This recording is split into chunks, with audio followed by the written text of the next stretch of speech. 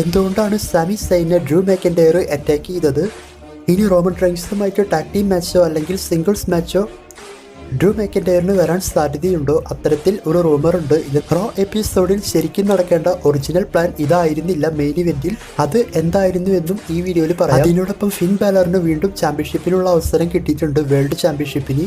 അപ്പോൾ Finn Balor, world champion Gunther, ഇവരുടെ match Saturday night main ഇവന്റിൽ നടക്കുമ്പോൾ എന്താണ് സംഭവിക്കാൻ ചാൻസ് ഉള്ളത് എന്ന് ഈ വീഡിയോയിൽ പറയാം. ഫിൻ ബാലർ ചാമ്പ്യൻഷിപ്പ് ജയിക്കുമോ? അതുപോലെ റാൻഡി ഓർട്ടന്റെ റിട്ടേണിനെ പറ്റിയും ഈ വീഡിയോയിൽ പറയാം. ഇതെല്ലാം നോക്കുന്നതിനേക്കാൾ മുൻപായിട്ട് പലരും വീഡിയോയുടെ താഴെ കമൻറ്റ് ചെയ്ത് ചോദിക്കുന്നത് സാറ്റർഡേ നൈറ്റ് മെയിൻ ഇവന്റ് നമ്മൾക്ക് ഇവിടെ കാണാൻ സാധിക്കുമോ എന്നാണ്. ഇപ്പോൾ WWE ഈ മാച്ച് കാർഡൊക്കെ അനൗൺസ് ചെയ്യുന്നത് വെച്ച് നോക്കുമ്പോൾ നമ്മൾക്ക് ഇന്ത്യയിൽ ലൈവായിട്ട് കാണാൻ സാധിക്കുമെന്നാണ് അറിയാൻ സാധിക്കുന്നത്. എന്തായാലും സോണി സ്പോർട്സിൽ ലൈവായിട്ട് ടെലികാസ്റ്റ് ചെയ്യാൻ ചാൻസ് കൂടുതലാണ്. കാരണം മെയിനായിട്ടുള്ള ഒരുപാട് സംഭവങ്ങൾ ഈ ഒരു ഷോയിൽ അനൗൺസ് ചെയ്തിട്ടുണ്ട്. അതുപോലെ തന്നെ ഇതൊരു ലൈവ് ഇവന്റ് പോലെയൊന്നുമല്ല പ്രൊമോട്ട് ചെയ്യുന്നത്, മെയിൻ ഷോ ആയിട്ടാണ് പ്രൊമോട്ട് ചെയ്യുന്നത്. അതുകൊണ്ട് സാറ്റർഡേ നൈറ്റ് മെയിൻ ഇവന്റ് നമുക്കിവിടെ കാണാൻ സാധിക്കും. അതുപോലെ യൂട്യൂബിലും ഫ്രീ ആയിട്ട് Saturday night main event WWE telecast ചെയ്യാനുള്ള ഒരു പ്ലാൻ ഉണ്ട് എന്നാണ് പറയുന്നത്. പക്ഷേ അത് ഇന്ത്യയിലല്ല, സ്പെയിനിലാണ് യൂട്യൂബിൽ ഫ്രീ ആയിട്ട് WWE Saturday night main event telecast ചെയ്യും എന്ന് പറഞ്ഞിട്ടുള്ളത്. അപ്പോൾ ഈ ഒരു സംഭവം ശരിയാണെങ്കിൽ നമുക്ക് യൂട്യൂബിൽ കാണാൻ സാധിക്കും. അതായത് VPN ഒക്കെ ഉണ്ടെങ്കിൽ നമ്മൾക്ക് സാറ്റർഡേ നൈറ്റ് മെയിൻ ഇവന്റ് യൂട്യൂബിൽ തന്നെ ലൈവായിട്ട് കാണാൻ സാധിക്കും. VPN ഇല്ലാതെ ഒട്ടും കാണാൻ സാധിക്കില്ല. ഉദാഹരണം റോ സ്മാക്ക് ഡൗൺ കഴിഞ്ഞതിന് ശേഷം 1-2 വീഡിയോസ് WWE അപ്ലോഡ് ചെയ്യും. പക്ഷേ അത് നമ്മൾക്ക് ഇവിടെ വർക്കാവില്ല, VPN യൂസ് ചെയ്താൽ മാത്രമേ വർക്കാവൂ. അപ്പോൾ അതുപോലെ VPN യൂസ് ചെയ്ത് ലൈവായി ടെലികാസ്റ്റ് ചെയ്യുന്ന സമയത്ത് യൂട്യൂബിലും നമുക്കത് കാണാൻ സാധിക്കുമെന്നാണ് പറയുന്നത്. എന്തായാലും നമുക്ക് നോക്കാം. സോണി സ്പോർട്സിൽ ടെലികാസ്റ്റ് ചെയ്യാനുള്ള ചാൻസ് വളരെയധികം കൂടുതലാണ്.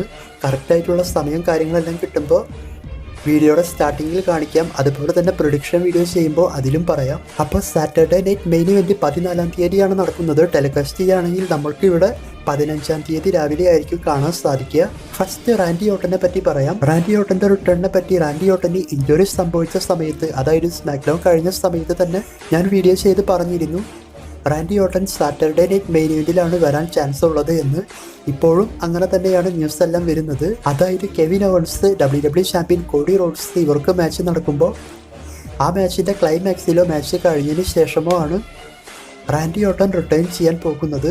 അപ്പോൾ റാൻഡി ഓർട്ടൻ ഫേസ് ആയിട്ടാണോ ഹീലായിട്ടാണോ വരിക എന്ന് ചോദിച്ചാൽ ഇപ്പോൾ കറക്റ്റായിട്ട് പറയാൻ സാധിക്കില്ല. പക്ഷേ WWE ചെയ്യുന്ന പ്ലാനെല്ലാം വെച്ച് നോക്കുമ്പോൾ ഒരു 100% റാൻഡി ഓർട്ടൻ ഫേസ് ആയിട്ട് വന്നിട്ട് കെവിൻ ഓവൻസിനെ അറ്റാക്ക് ചെയ്യാനാണ് ചാൻസ്. എടുത്ത ഉടനെ റാൻഡി ഓർട്ടൻ ഹീൽ ടേക്ക് ചെയ്യാൻ ചാൻസ് ഇല്ല. പിന്നീട് ഇവരുടെ സ്റ്റോറി മുന്നോട്ട് പോയി കോഡി റോഡ്സിനെതിരെ റാൻഡി ഓർട്ടൻ പെട്ടെന്ന് ഒരു ഹീൽ ടേക്ക് ചെയ്തുകൊണ്ട് ഇവർക്ക് ചാമ്പ്യൻഷിപ്പ് മാച്ച് വന്നേക്കാം.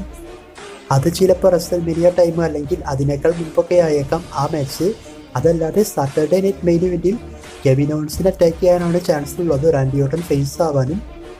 ഇതിനർത്ഥം റാൻഡി ഹീലായിട്ട് വരില്ല എന്നല്ല, ഇങ്ങനെയാണ് ചാൻസ് ഉള്ളത്. WWE സ്റ്റോറി പ്ലാൻസ് എല്ലാം നോക്കുമ്പോൾ ഇത്തരത്തിൽ അപ്ഡേറ്റ് പറയാൻ പറഞ്ഞിട്ട് നിറയെ കമൻറ്റ് വന്നിരുന്നു. അതുകൊണ്ടാണ് ഞാൻ ഇത് ഈ വീഡിയോയിൽ പറഞ്ഞത്.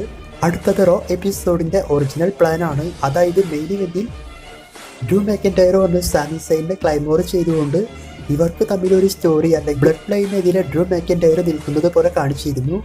അപ്പോൾ ഈ ഒരു സ്റ്റോറി അല്ലെങ്കിൽ ഈ ഒരു പ്ലാൻ ശരിക്കും നടക്കേണ്ടത് ഇങ്ങനെയല്ല. ഒറിജിനൽ പ്ലാൻ പ്രകാരം ബ്രോൺസൺ റീഡാണ് സാമി സൈനെ വന്ന് അറ്റാക്ക് ചെയ്യേണ്ടത് എന്നാണ് നമ്മൾക്കിപ്പോൾ അറിയാൻ സാധിക്കുന്നത്. അതുപോലെ ബാക്ക് സ്റ്റേജിൽ ജയൂസോനെ അറ്റാക്ക് ചെയ്തതും ബ്രോൺസൺ റീഡാണ്.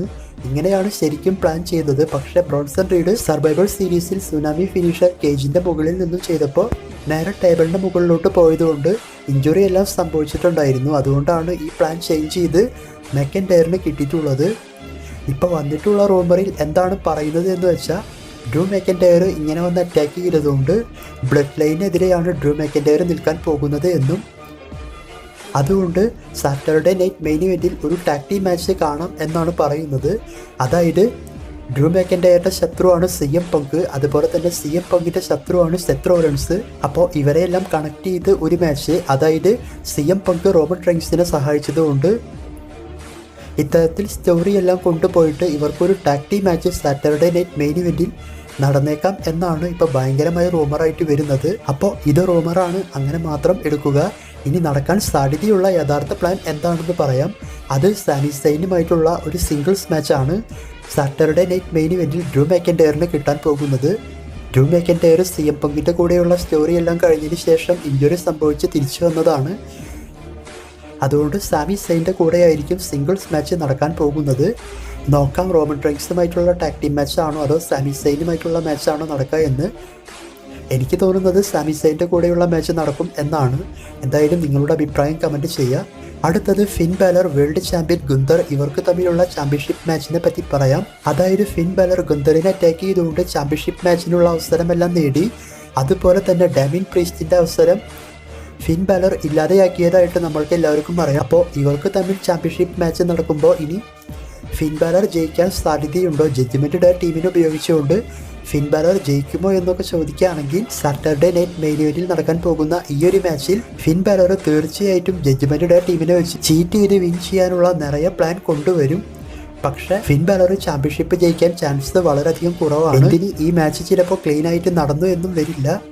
അതായത് നമ്മൾക്ക് എല്ലാവർക്കും അറിയാം, ഈ മാച്ച് നടക്കുമ്പോൾ ഈ മാച്ചിൻ്റെ അവസാനത്തിൽ ഡാമിൻ പ്രീസ്റ്റ് വന്നുകൊണ്ട് ഫിൻ ബാലറിൻ്റെ ചാമ്പ്യൻഷിപ്പ് അവസരവും ഇല്ലാതെയാക്കും. ശേഷം ഇവർക്ക് 3 പേർക്കും ഫൈറ്റ് വെച്ചുകൊണ്ട് ഒരു ട്രിപ്പിൾ ത്രെഡ് മാച്ചാണ് WWE പ്ലാൻ ചെയ്യുന്നത്.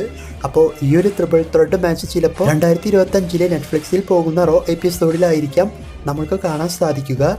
അതിനുശേഷം ഫിൻ ബാലറിൻ്റെ കൂടെ ഡാമിൻ പ്രീസ്റ്റിൻ്റെ സിംഗിൾസ് മാച്ചും വന്നേക്കാം. ഇനി ഈ ചാമ്പ്യൻഷിപ്പ് മാച്ച് ഇങ്ങനെ കാണിച്ചതിന് ശേഷം അവസാനം ഡാമിൻ പ്രീസ്റ്റുമായിട്ടുള്ള സിംഗിൾസ് മാച്ച് തന്നെ ഫിൻ ബാലറിന് നടക്കുമോ എന്നറിയില്ല.